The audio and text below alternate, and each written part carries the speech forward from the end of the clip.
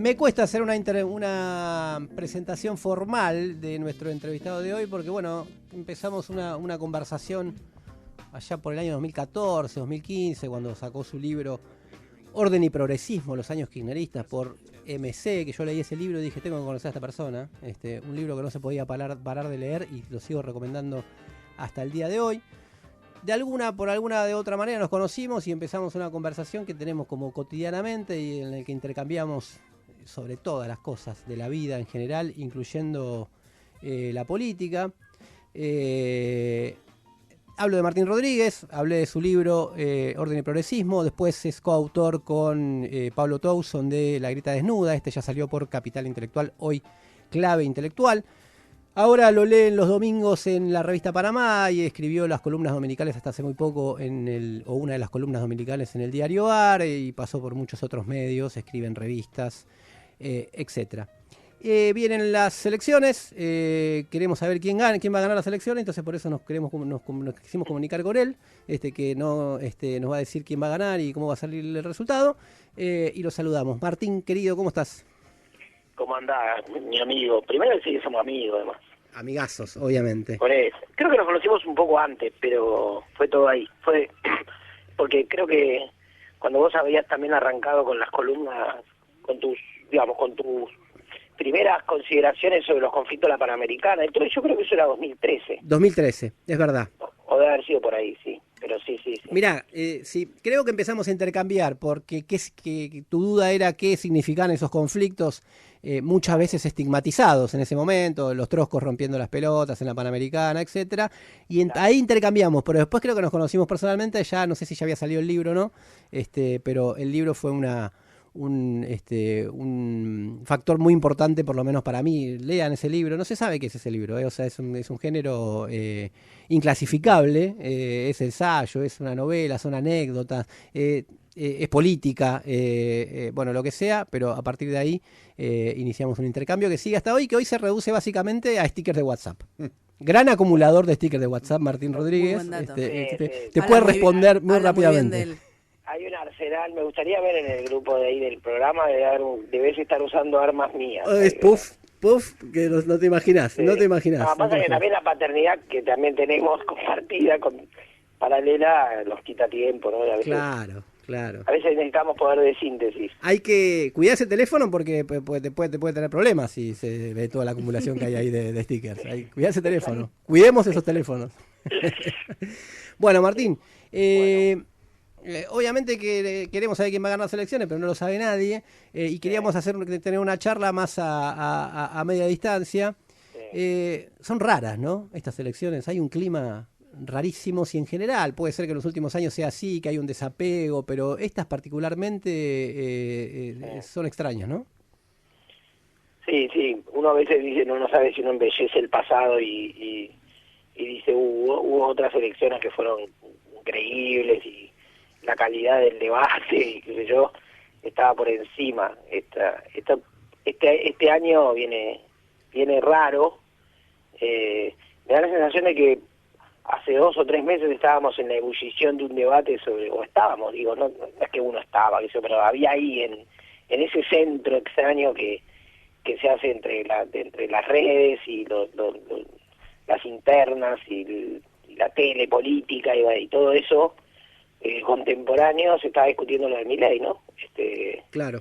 Eso que era como la cola de un debate que ya lleva tiempo, qué sé yo, se me ocurre el libro de Stefanoni sobre la rebeldía y que de algún modo venía acumulado y ahora parecería en un sentido social, porque aquello mostraba parecía que era ese debate el reflejo de algo que estaba en ebullición, y uno decía, vuelve un voto bronca con nombre y apellido, tal vez no llega a la feta de salame, pero el nombre y apellido es Javier Milei, supongamos, o había un estado de cosas y bueno, ahora pareciera haber un amesetamiento, ¿no? Del lado de la sociedad, ¿no? Uno percibe, cada cual tiene las herramientas siempre limitadísimas y rudimentarias para esa percepción, pero percibe como un amesetamiento. Y del lado de la política, no tanto, porque las dos coaliciones se están matando. Se están matando. Hoy, esta semana fue también de nuevo, o estos días, del lado de Juntos por el Cambio, Pero bueno, también la coalición oficialista también está intensa por dentro, no solo porque finalmente hubo dos fórmulas, digamos, ¿no? Es decir, la fórmula de Juan Grabois que entró como sobre el final, porque fue muy extraño cómo se hizo el cierre, porque el argumento que sostuvo la candidatura de Massa era la candidatura de unidad, ¿no? Fueron 2 o 3 días muy complejos, con mucha operación, pero finalmente el nombre de Massa parecía ser como el punto de consenso entre Alberto, los gobernadores y obviamente Cristina. Y Cristina lo presentó así, como diciendo, bueno, este es nuestro candidato de unidad, pero a todo ese argumento había un postdata, quedó Juan, ¿no? Claro. O sea, y la candidatura de Juan Grabois, y yo no sé cuántos votos va a tener o no va a tener, pero Grabois tiene mucha personalidad, digamos, se impone también en el debate interno del frente. Claro. Entonces, y no es solo también en el caso del oficialismo la discusión de las dos fórmulas, sino también cómo convive, cohabita y qué síntesis puede generar Massa con el cristinismo, ¿no? Claro, sabes que ayer hablaba con en una presentacioncita que hizo María Donel de su nuevo libro que va a sacar, apareció Mario Santucho, también otro amigo en común, que tuvo una buena noticia esta semana, ¿no? Mario encontró un primo nuevo, entre comillas, que es el nieto recuperado, el nuevo nieto recuperado. Y conversábamos que alrededor de que la campaña del Frente de Todos, digamos, es como una no campaña, ¿no? O sea, dos cuestiones, digamos, ¿no? Parecía como que no hay una campaña, apareció lo nuevo como Grabois, que aparecía al principio, bueno, es el que nos va a contener los votos por izquierda, que es una crítica que se la hace y se la hacemos desde la izquierda, pero se convirtió en un problema, parece que mayor, para una coalición que está contando todo muy ahí, todo muy justo. Y por otro lado que Massa está como hablándole al público kirchnerista, ¿no? Esto me lo decía él, me hizo ruido a mí, o sea, como que lo que tendría que hacer, que era lo mismo que se le pedía a Alberto Fernández, que vaya un poco más allá, hoy por lo menos no lo estaría cumpliendo. Claro. Yo creo que ahí está el tema, en esto último que decía sobre Massa. Me da la sensación de que, como como decía Iorio, sé vos, ¿no? Está faltando la parte donde Massa no deja de rendir examen frente al cristinismo. O sea, es como, me parece a mí que llamativamente el 2019 era otro mundo.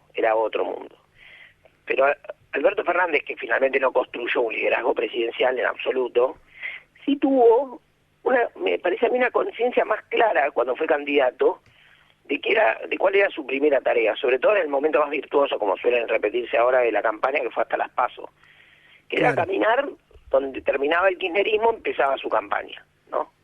Entonces iba por Córdoba, por Santa Fe, hablaba con gobernadores, qué sé yo, digamos, todas las zonas del peronismo y de la sociedad que no estaban contenidas por el kirchnerismo o por el cristinismo.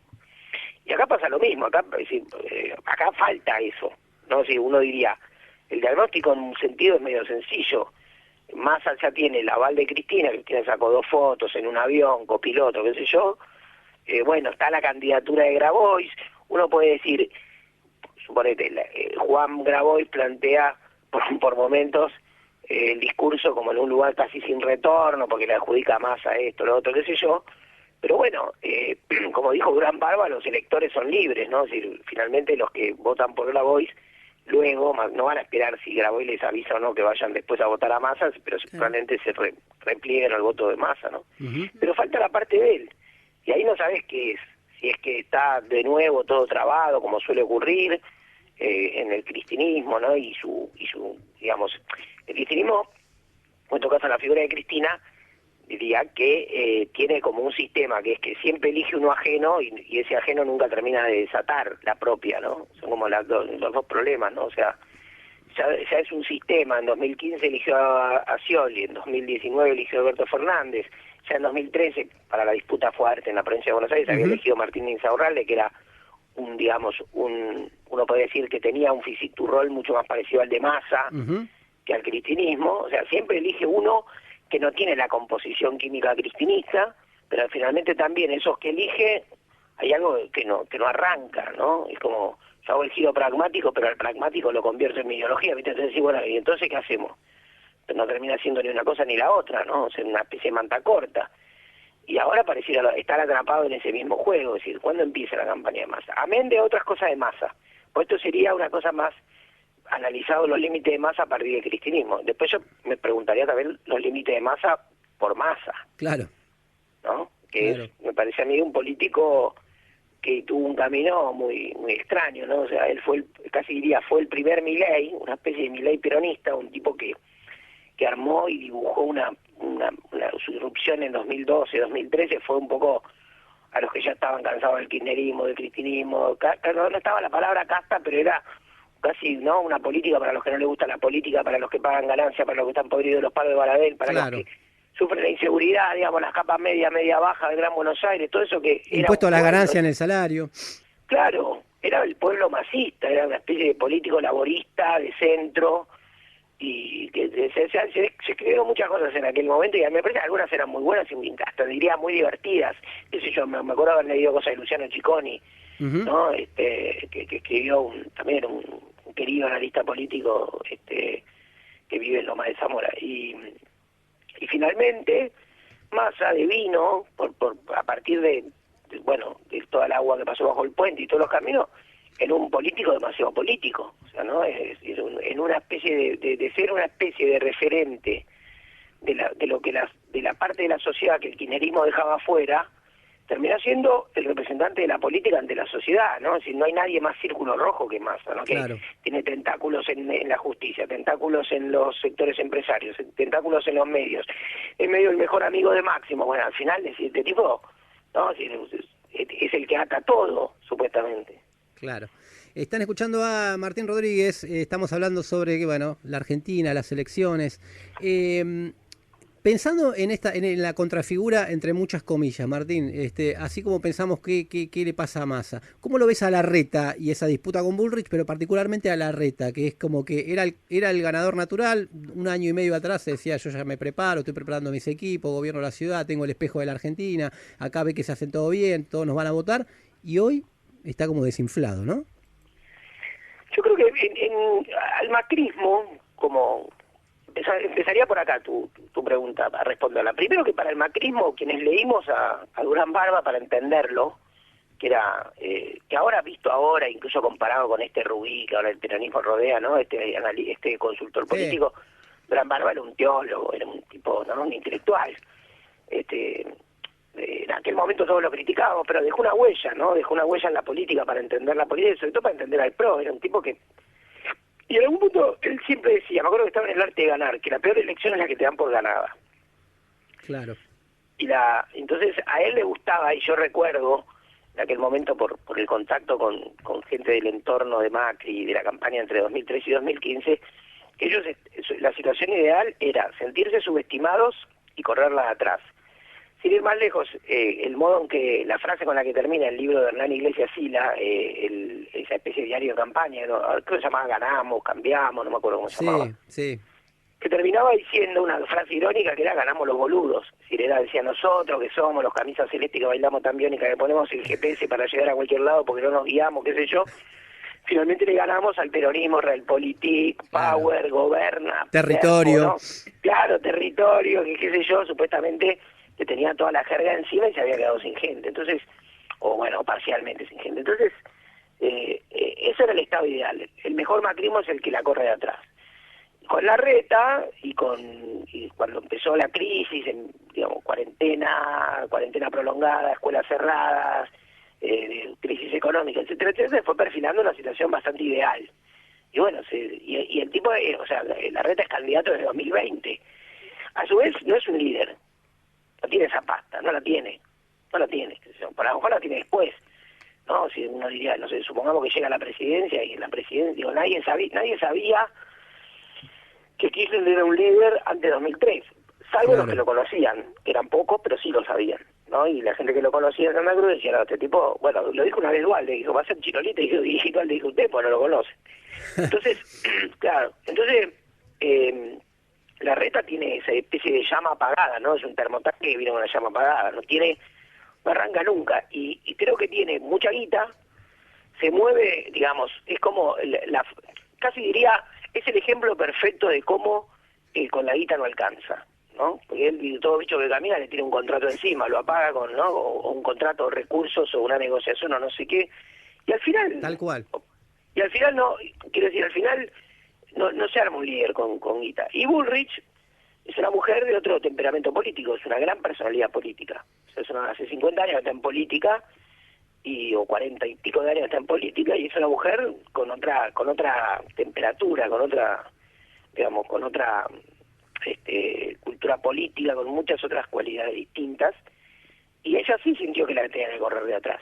Digamos, Patricia Bullrich, cuando en el último reparto de poder le habían dejado el partido, le habían dado el PRO, diciéndole, bueno, entretenete con esto, armalo, y lo armó, ¿no? Entonces, creo que Larreta quedó ahí, quedó como en un lugar desdibujado, y bueno, y ahora hay que ver. Ahí yo me pregunto, ya si querés largo la respuesta para hacerla tan lunga, pero tengo la sensación de que a Patricia Bullrich la peina la época. No importa si esta época va hacia la derecha, porque yo creo que esta es una era de olas y líneas paralelas, ¿no? Si no hay, como dijo un amigo mío, la hegemonía imposible, ¿no?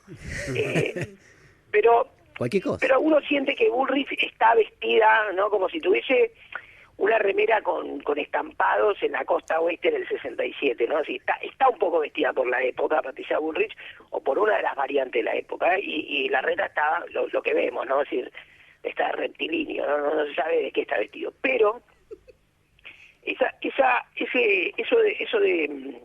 de Bullrich, de que camine y la tiene ganada. Y del lado de Larreta, creo que hay un argumento ahí dando vuelta, un poquito se lo escucha, y un poquito tiene un cierto tino, que es, ¿qué pasa si él no puede capturar algún voto indiferente? ¿No? Si yo me pongo así como a divagar, sí, como analista de sobremesa, digo, sí, mucha gente que todavía no, porque aunque no lo creamos nosotros, que vivimos de comentar esto, hay mucha gente que todavía ni se puso a pensar a quién vota. Claro. No tiene idea, no tiene ganas, no le importa, ni siquiera sabe del todo quién se postula a qué, digamos, es así, ¿no? La democracia es tan democrática que votan los indiferentes, ¿no? Entonces, esa gente a lo mejor dice que no tiene un ánimo, no quiere ponerse, salir a la calle con un bate de béisbol a romper autos, digamos, que no es que dice, voto a mi ley para que prenda fuego todo. Claro. Entonces la gente va y dice, bueno, yo la verdad, a ver, no sé, dame un placebo, un voto que no haga ni bien ni mal. Y por ahí cae para ahí, ¿no? O sea, cae como para esa canaleta, ¿no? Como una pelota, como una bocha de bowling, ¿no? Que cae por ahí, no va a ningún lado. Y dice, bueno, y finalmente Larreta captura eso. O alguno que dice, bueno, no, se va toda la mierda, mejor voto a Larreta, que más o menos el dólar. Bueno, puede haber una expectativa por ese lado. Igual, en la Argentina, con este nivel de crisis, con los pobres que hay, con la inflación que hay, con la deuda que hay, que se pueda montar una de las esperanzas en algo tan débil como eso es preocupante, ¿no? Claro. Escuchan a Martín Rodríguez, periodista, analista político, lo leen en la revista Panamá, un amigo nuestro acá desde hace un montón de tiempo, y acá se está riendo la gente, no sé, se ríe de tus metáforas, pero a ver si se puede hacer una pregunta a Pablo. Buenas noches, Martín, te saluda Pablo Anino. Sí, hola Pablo, ¿cómo va? Todo bien. Sí, con la plata no alcanza, como decías que le pasa a Rodríguez Larreta. ¿No será también que sin la plata no se puede y por eso Massa recurre quizás más o dialoga con una simbología kirchnerista y no muestra su ser en el medio? O sea, ¿qué lugar le das al factor económico en toda esta situación electoral, en este panorama electoral que estás describiendo? Yo no sé si Massa tiene un problema de guita, no lo sé, no sé. De guita en el sentido de juntar los recursos necesarios para hacer una campaña, no creo que tenga ese problema Massa.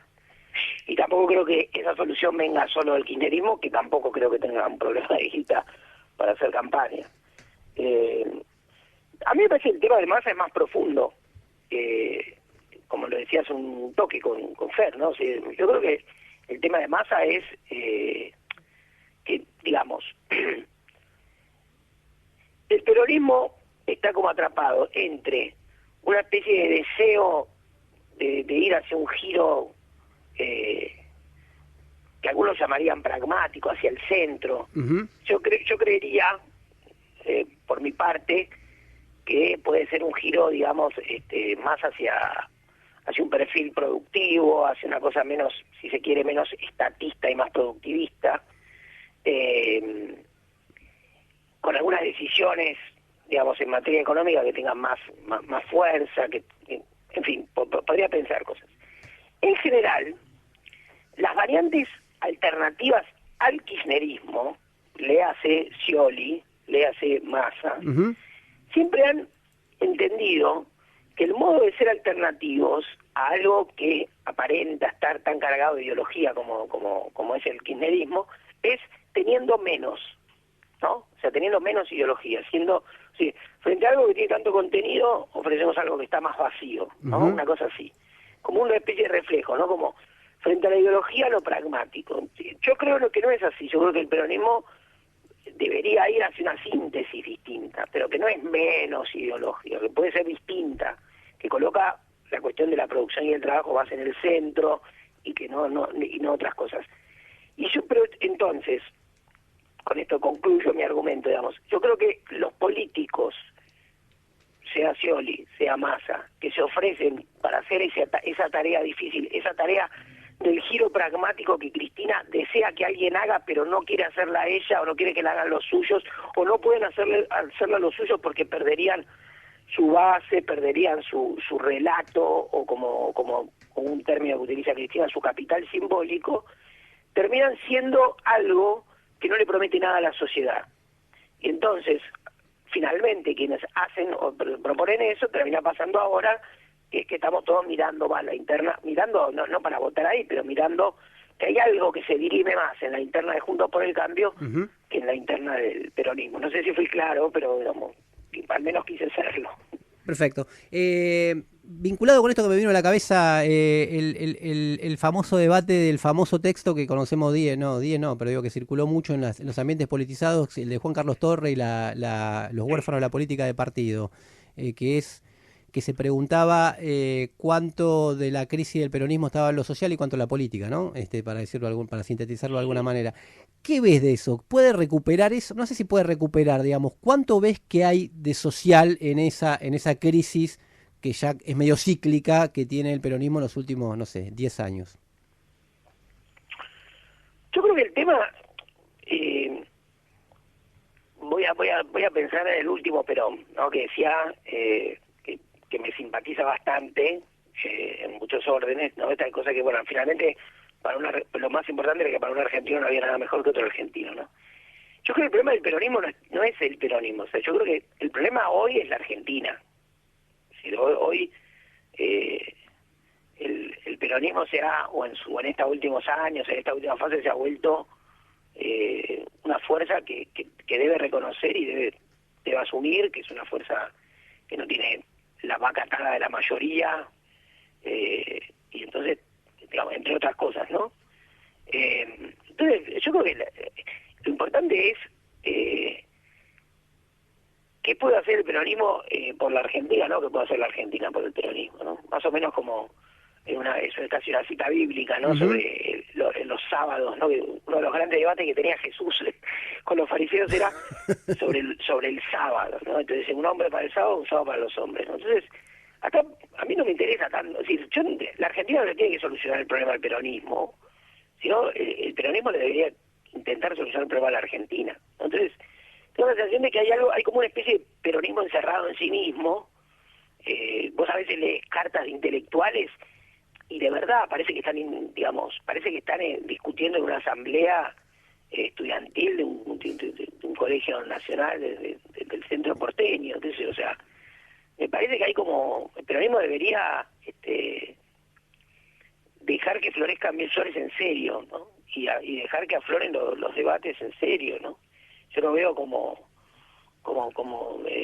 en muchos casos en pos de una especie de obediencia o lo que sea, lo veo como a muchos actores del peronismo pensando por debajo de sus capacidades, ¿no? Es decir, yo creo que el peronismo debería desatar un huracán de debates internos, pero sinceros, sobre la Argentina y no sobre el peronismo. Perfecto.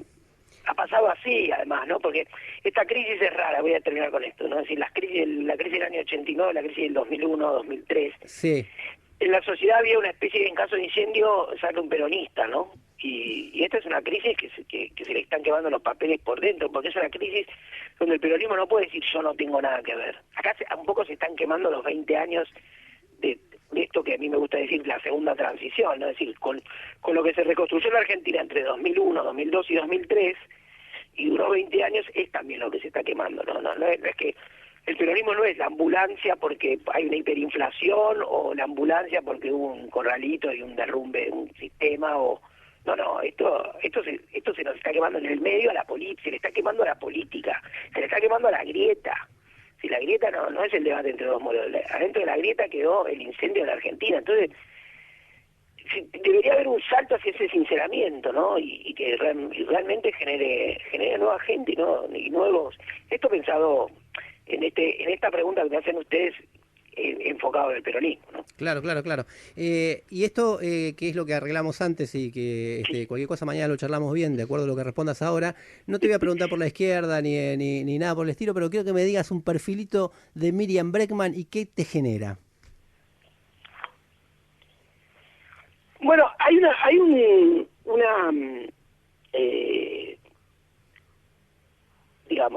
un proceso político que generó una suerte de nuevos políticos de izquierda que dialogan mejor con la época, ¿no? Que tienen intervenciones, perdón la palabra, ¿no? Pero menos sectarias, no menos ideológicas, no menos como hace cualquier político, desde experta hasta Bregman o el que sea, ¿no? De llevar agua para su molino, que bueno, está dentro de la voluntad de todo político. Claro.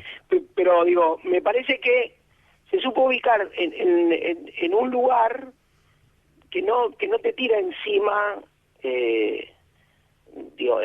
como yo siempre te decía, vos, Fer, cuando te decía, vos sos un gran escritor de izquierda, que todo el tiempo sos de izquierda, pero que no tenés el último párrafo de todo texto de izquierda, ¿no? Que te tira, ¿no? Como el programa ideológico, la colectivización de los bienes, ¿no? Digamos, la banca pública, ¿no? Es decir, sino que está abierto a la época. Y yo creo que la figura de Miriam condensa eso. Es decir, la particularidad que tal vez hubo otros, en algún sentido una tradición de políticos de izquierda, pero que se hacen populares, que se hacen queribles, que dialogan con gente que no los vota, que traban amistades distintas, que no quiere decir que siempre hay un riesgo en eso, que es el riesgo del costumbrismo, ¿no? De volverte como la cuota de izquierda tolerable para toda democracia. Claro. Bueno, creo que hay algo ahí que puede ser repensado. Yo no soy una persona de izquierda, digamos, pero soy una persona democrática y siempre tuve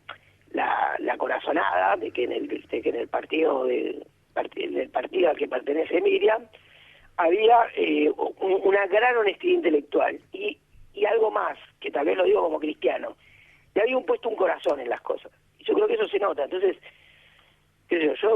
a mí me gusta más la política si hay buena gente, ¿no? Y bueno, eso se ve. Es decir, Miriam ha defendido cosas que no le daban un solo voto, dicho rápido. Entonces, bueno, ese tipo de características a mí me caen bien y me gustan, ¿no? No creo en la política de los cretinos, aunque sean de derecha o de izquierda, no me gustan. Claro. Están escuchando a Martín, me emociono, che. Están escuchando a Martín Rodríguez. Desde que fuiste padre, estás más, sí, ver cómo dijo lo mismo. Por mi parte ya está, pero tengo una sola última. Están escuchando a Martín Rodríguez, periodista. Tengo una sola última que nunca encontré la respuesta. ¿Por qué María Kodama, Eva Perón y Yoko Ono no son la misma persona? Ah, las orientales. Yo creo que son... bueno, ahora, pobrecita, murió María, ¿no? Que es una tristeza. Pero no hay tres mujeres que tengan tan guardado tres secretos como esas tres grandes mujeres. Que, digamos, yo sé que ahora uno dice Isabel Perón y a alguno le va a saltar la térmica, ¿no? Claro. Bueno, fue la mujer del hombre que de algún modo dio vuelta al siglo XX, ¿no? Así, fue la última mujer del político que marcó un destino para la Argentina, como fue General Perón, ¿no? Y Yoko, yo soy muy maníaco, de hecho a mis hijos los hago bastante fanáticos, y Yoko yo creo que convirtió a Lennon de un rebelde sin causa, un rebelde con causa, ¿no? Lennon tuvo incluso en un momento era un trosco, Lennon. Sí, hay una vez en la Izquierda Diario leí algo de eso. Hay una famosa entrevista, entrevista en una revista trotskista inglesa, creo. Exacto, bueno, no, pero incluso las canciones y le había donado guita a las Panteras Negras, se acercó a Lira, o sea, era un eje del mal, ¿no? De hecho Nixon lo tenía entre ceja y ceja, hay un gran documental. Después se hartó. la llevó muy lejos y después un poco me parece que... Y hubo un asesor de Lennon del último tramo, un tipo muy polémico, que dijo que antes de morir, Lennon muere en diciembre del 80, Lennon tenía una cierta simpatía hacia Reagan. Eso puede ser verdad, puede no serlo. Después fue desmentido por Yoko, que es de una posición ideológica más firme, más coherente, pero imagino que Lennon. Pero bueno, ellos eran los hijos de la clase obrera, ¿no? De Liverpool. Contrario a los Stones, que eran unos chicos rebeldes, por ahí un poco menos... Los Beatles eran los hijos de la clase obrera, ¿no? Claro. Y bueno, ¿y quién nos quedó ahí? Kodama, bueno, la reina del número 1, ¿no? De George. De Georgie. Martín Rodríguez. Martín, gracias por esto. Bueno, gracias a vos. Sabés que te quiero mucho y yo también. la seguimos. Abrazo grande. Seguimos hasta las 12.